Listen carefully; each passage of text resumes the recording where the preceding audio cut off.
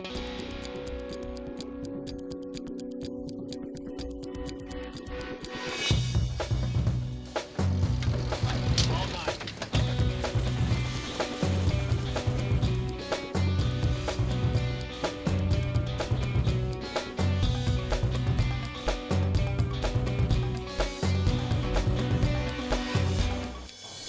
SeaMaster Sailing this month, we're bringing a Middle East special with two very different events run out of the state of Oman.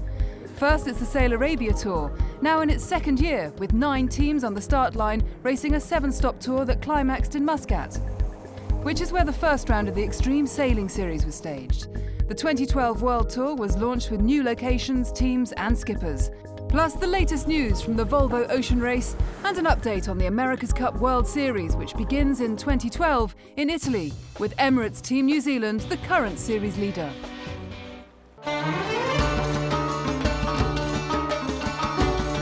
Sail Arabia, the tour, is an Omani innovation. Now in its second year, it's 6 legs of overnight sailing around the Gulf of Arabia, and each leg finishes right inshore. Oman now boasts its own sailing stars. One of the 9 teams taking part this year, Team Muscat 2012, was skippered by the first Arab to sail around the world, Mohsin Al-Boussaidi.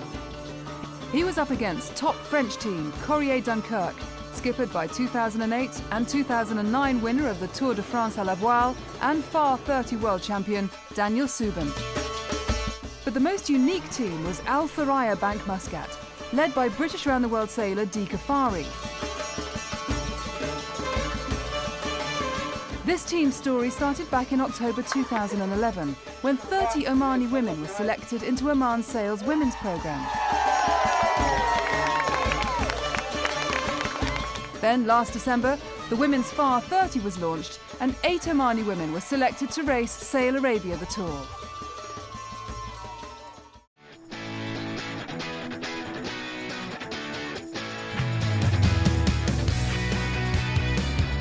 Raya impressed the selectors. She made the team. For me, this is the big win for me. Not always to be the winner, to be the first. You have done something you never did before. So I'm really proud to be in Al Thuraya team with the other girls and the professionals to work together.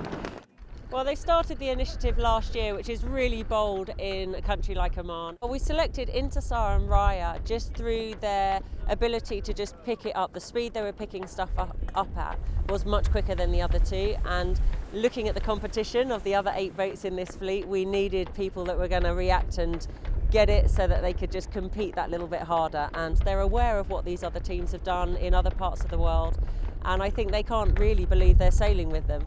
The 9-strong fleet had 1,400 kilometres to battle it out, starting in Manama, Bahrain, and ending in Muscat with 5 stops in between. Leg 1 started into a strong 20-knot breeze, taking them into Doha. Kamis, racing with Team Muscat 2012, was starting his first ever offshore race, but found himself behind his Omani rivals on Al Thuraya Bank Muscat.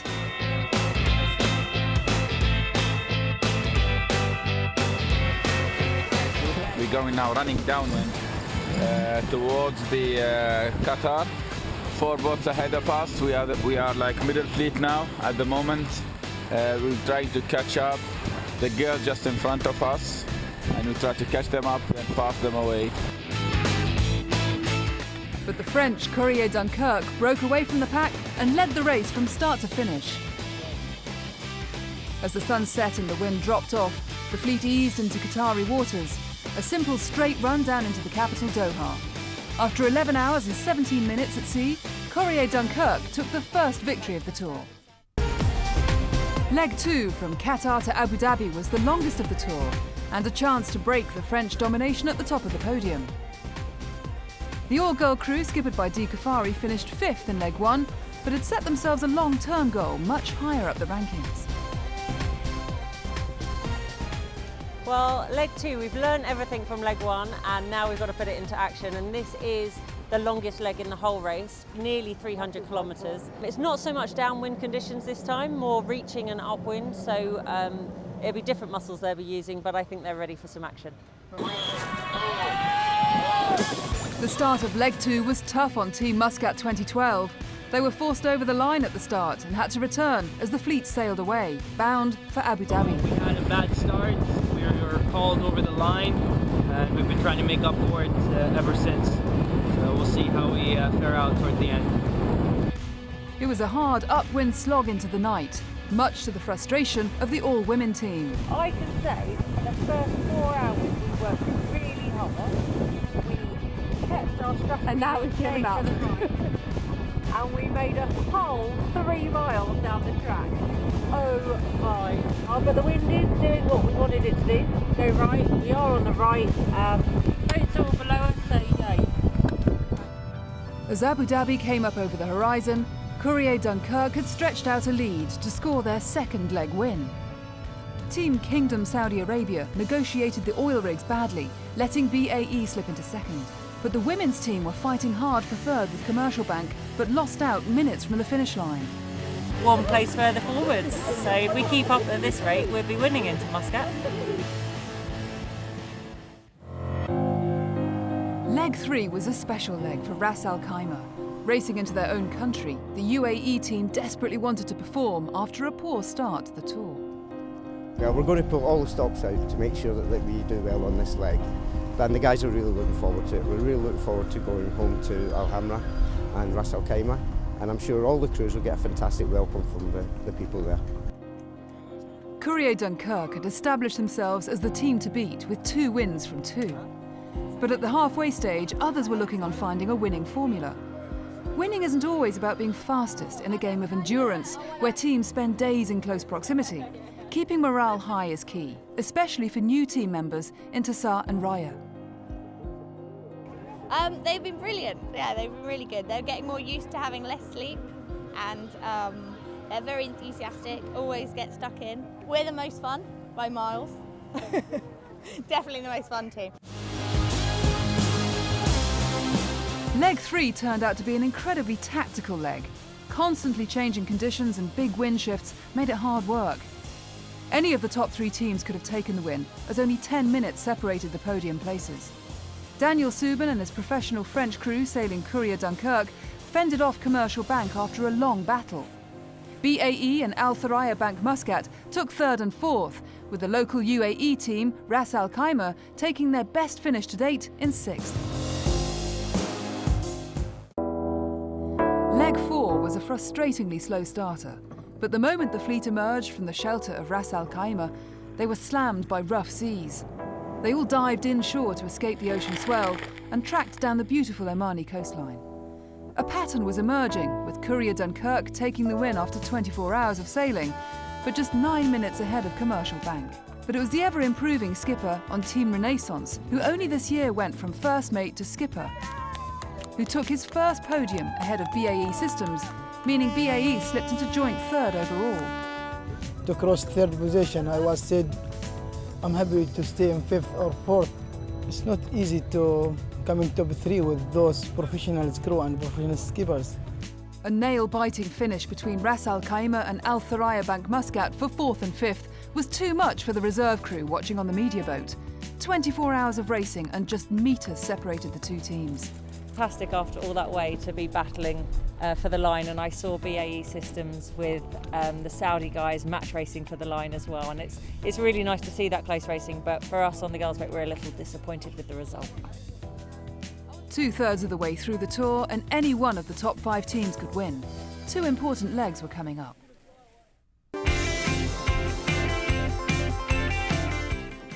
Leaving the beautiful Ziggy Bay, they headed down to Masana, Oman's youth training headquarters. This was the final push, where positions at the finish would decide which teams would still make the podium. Short tacking up the coastline, the fleet split up into 2 groups. Not surprisingly, Courier Dunkirk led Commercial Bank and BAE Systems, with the all-women's team in touch and still in the frame. But just to make things more challenging, the crews had to weave their way between over 200 container ships. With 95 miles to go and just 4 knots of breeze, the fleet prepared for a long night at sea. How fast are we going, Mary? Apparently 1.8. I think backward. Race director Jean-Michel Gandon finished the race 34 miles out to sea, a move that was welcomed by Qatari flag team Commercial Bank, who had a 15-minute lead. Team BAE Systems and Courier Dunkirk finished 2nd and 3rd. Fourth place was taken by the all-women's team. And with new Omani women sailors in the team, it earned them a special welcome into the marina that was Raya's training base before the tour. Oh, I'm so happy exactly with the family. My family is here to continue me with my crew. I'm so really happy and I'm speechless. I can't. And this is the girls' home for them. This is where they've been training, this is where we've been training with them, where all their friends are. And to come in now with all their friends in the dinghy sailing, family on the dock, it's just been lovely. And chuffed with the fourth place. Haven't quite beaten the French, but we've dominated the rest of the fleet, so we're happy. Going into the last leg of the tour, Courrier Dunkirk couldn't be beaten.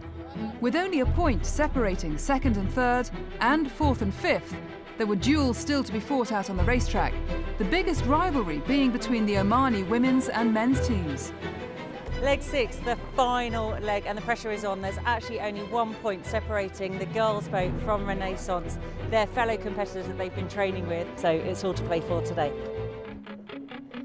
Commercial Bank's match racing skills helped them marked BAE to finish fifth and secure their second place overall. The Omani men versus women grudge match was also in play, with the men on Renaissance sealing their third place, with the all-women Omani crew in fourth. The French team on Courrier Dunkirk had sailed a spectacular tour, winning 5 legs from 6, and making them the champions of the Sail Arabia Tour 2012. Yes, it's important for us to win this race. It's a fantastic adventure for us, and we are happy to win all the SAT 212, and we hope to come back the next year. Rivals Team Commercial Bank and BAE Systems finished in second and third. For the women's team, it was their first offshore event, and finishing fourth was an epic achievement for the team and for the Oman Sail women's programme. 15 days, 1,400 kilometres and 7 ports. Sail Arabia the Tour 2012 took Oman, Omani sailing and Omani sailors one step nearer their long-term goal of putting competitive teams onto the circuits of the world. Coming up next, more from Oman with the Extreme Sailing Series and updates from the America's Cup and the Volvo Ocean Race.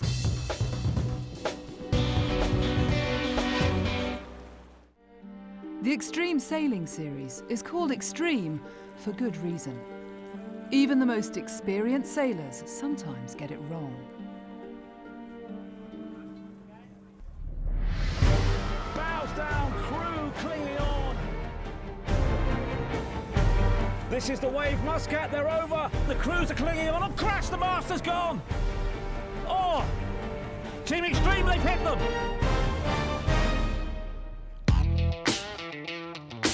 New year, a new tour, and new teams, all in the fight to reset the form guide at the first event of the season in Oman. Loic Perron, who is no stranger to epic speeds himself, having recently smashed the non-stop round-the-world record, arriving home with his team in 45 days, 15 hours, 42 minutes and 53 seconds in the trimaran Banque Populaire, now back with his new team, Zulu. That's a pleasure to be back, for sure, in the Extreme Sailing. I have the chance, since many years, to play and to jump from one side to the sailing area to the other. For instance, in a few days, just coming back from here, from Oman, next weekend, I will race on a small A-class, a small catamaran, alone in the Bay of La Baule, just near my home, because that's my passion, officially my job, but I don't like that. So a few months ago, we smashed, as we say, the Jules Verne Trophy record, which is the non-stop overall record, and we did this round-the-world trip in 45 days on Banque Populaire, the Blue Beast machine. Setting round-the-world records in a monster trimaran is very different to the short, snappy races in front of the crowds of the Extreme Sailing Series. Because this sort of game, this sort of course, and these sort of boats, the boats are fast, the courses are very short, everything is. So sometimes you don't just have the time to think about something, you have to do it. In 2011, Group Edmond de Rothschild missed out on winning the tour to Luna Rossa by a mere point. They suffered a similar fate in 2009 to Oman Sail Mazira, and so this year they have their sights set on the tour win. Day 1, and 8 boats from 6 nations assembled for the start of the first race. Group Edmond de Rothschild took control after 7 races to lead at the end of day 1. So at the end of the day, we are tied first with the Oman Air. So, well, we're pretty happy. We won the event last year. And, well, you know, it's always good to mark your territory. So the first event is always good to win it. And it's the achievement of the winter when you have a lot of questions about what can we improve, you know, and the new crews coming in. So it's always good to be in a good mode and be competitive 100% in day 1 of race 1 here in Oman. But it was newcomer Morgan Larsen steering Oman Air who shocked the pundits, finishing 2nd on his first day of Extreme 40 competition. Nobody expected us to be there, so people are giving us a few breaks here and there around the racetrack, and that helped us a little. But all in all, you know, we've worked hard in the last couple of weeks and starting to come together as a team, and I know we have a long way to go. But and I'm sure we're going to learn some hard lessons in the next couple of days. But we just got to keep our heads up and try to keep her in the top 4 in every race, and I think things will work out. He's a multiple world champion, Olympic and America's Cup sailor, familiar with standing on the podium. But was a podium place a feasible target for his debut Extreme 40 event? Well, here we are at day 2 here in Muscat of the Extreme Sailing Series. And today, unlike yesterday where we raced out in the ocean on the open courses, the next couple of days is going to be in here in the confines of the harbor for the more of the stadium event. Happy to be you know, right there in the front, and hopefully we can keep our heads above water today. Obviously a little bit windier, and I think that'll make it a little more challenging for me and not being as comfortable with the boats and in the tighter confines. So hopefully we won't trade any paint today. Well, we're heading out here to the VIP tent. Haven't been there yet. And I think this is where everybody's watching the races. It's kind of out on the end of a breakwater, perched right above the course, and I think it's going to be a good viewing platform, and I guess we have a little press conference. It's new to me. I'm a little bit more nervous today with a little bit more wind. Yesterday was kind of the training wheels were on, but today is going to be different. You got the rocks, the venue here with the VIP tent looking out on it, and I think you're going to see some excitement out there today. It's pretty good, huh? Yeah. As the new kid on the block, Larsen had nothing to lose. The pressure was all mounted on the more experienced teams. On day 2, Oman Air and Group Edmond de Rothschild both won 2 races apiece, trading places at the top of the leaderboard, now separated by just 1 point. It wasn't until the 5th race of the day, as the breeze was starting to go light, that another team got a look in. Lee McMillan and his team on the Wave, Muscat.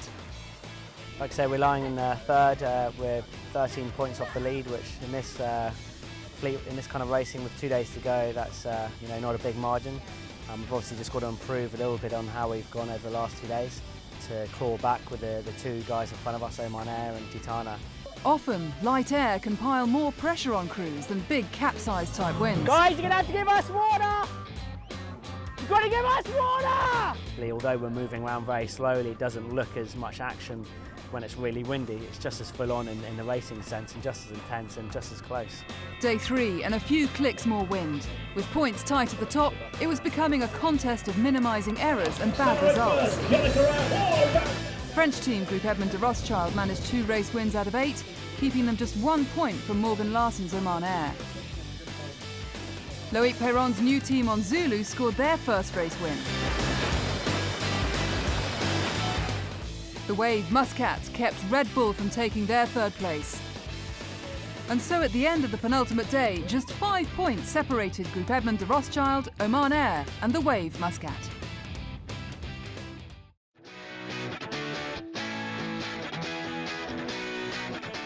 The first race of the final day saw Oman Air over the line at the start. They had to return to restart, meaning a 7th place finish left them in joint 1st.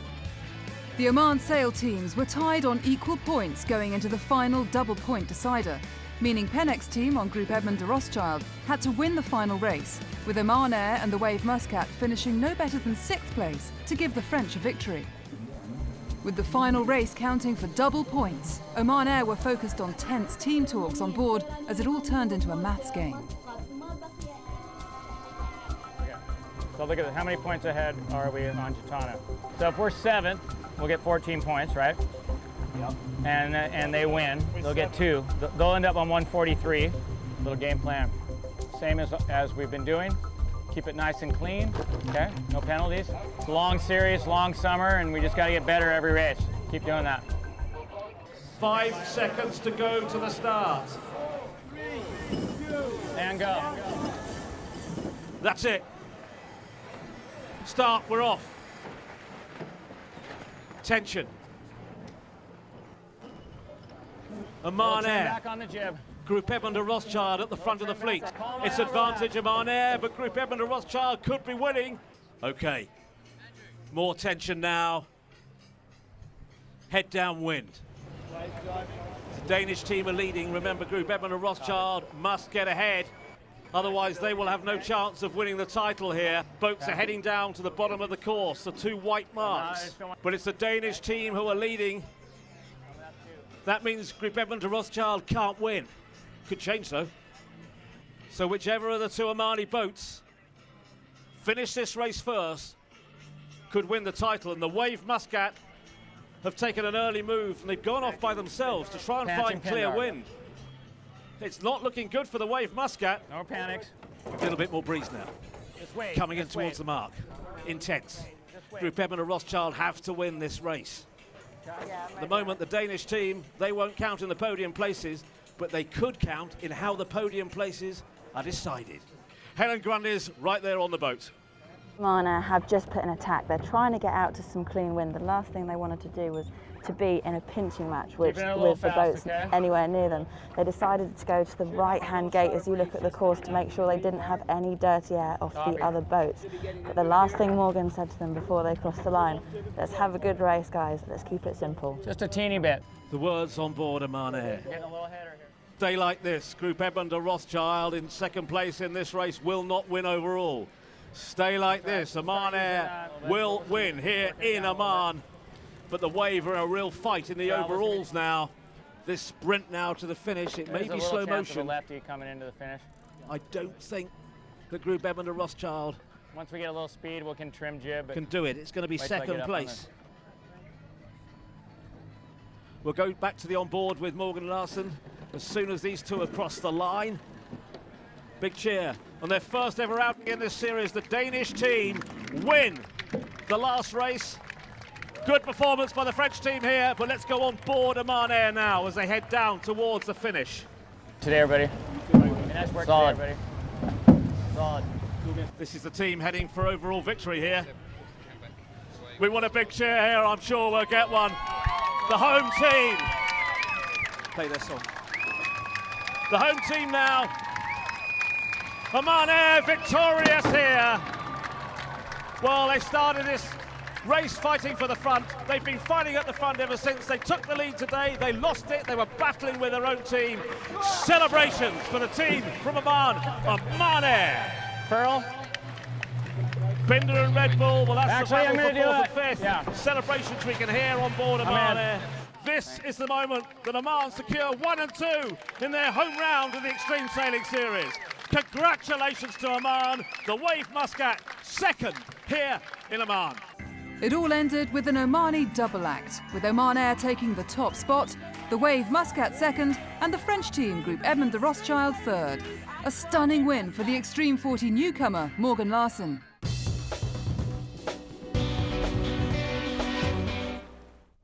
In news from around the sailing world, in New Zealand, New America's Cup team Luna Rossa took their new AC-45 out sailing for the first time with training partner Emirates Team New Zealand. The 2 teams trained out of Auckland before their boats were shipped to Europe for the first America's Cup World Series event of 2012 in Naples, Italy. The Volvo Ocean Race's 4th leg was a dramatic end into the City of Sails in Auckland, New Zealand. The French Group Armour secured their first win of the race, with Puma second ahead of Telefonica, which beat the homecoming team, Camper.